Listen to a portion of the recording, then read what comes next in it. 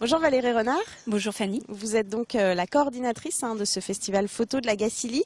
On va en découvrir quelques morceaux choisis avec vous.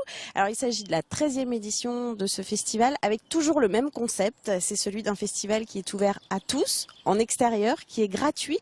Qu'est-ce que vous avez envie de proposer à travers cet événement? L'idée c'est vraiment de proposer un regard artistique sur les enjeux environnementaux, sociétaux de notre monde actuel à travers un pays invité et un thème, et de vraiment sensibiliser les gens à tout ce qui se passe en termes d'environnement à travers un événement somme toute artistique et au travers des regards de photographes internationaux. Et ça se veut toutefois assez populaire finalement, avec cet esprit de gratuité. Tout à fait, c'est un événement très populaire. L'idée c'est de se dire on n'a pas besoin de franchir la porte d'un musée ou d'une institution pour bénéficier d'une exposition de grande qualité et d'un regard artistique sur des thèmes qui nous touchent tous. Alors vous l'avez évoqué, la biodiversité, l'écologie, ça fait partie de l'ADN de ce festival.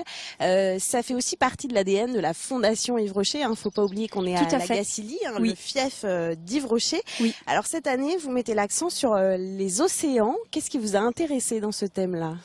L'idée du commissaire d'exposition Cyril Drouet et de la directrice artistique Florence Drouet, c'était de faire un focus vraiment sur les océans à l'issue de la COP21 de fin 2015, où les océans avaient peut-être été un peu délaissés, ou en tout cas le thème n'avait pas été assez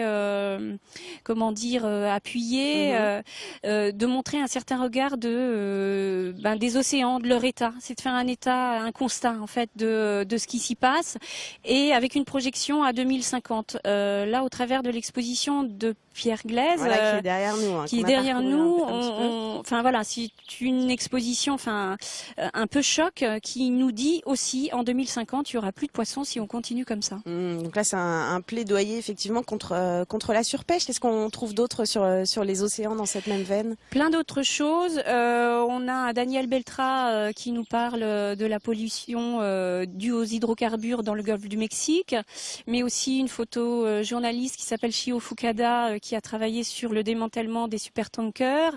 On a vraiment des regards très très diversifiés autour des océans. Merci Valérie Renard.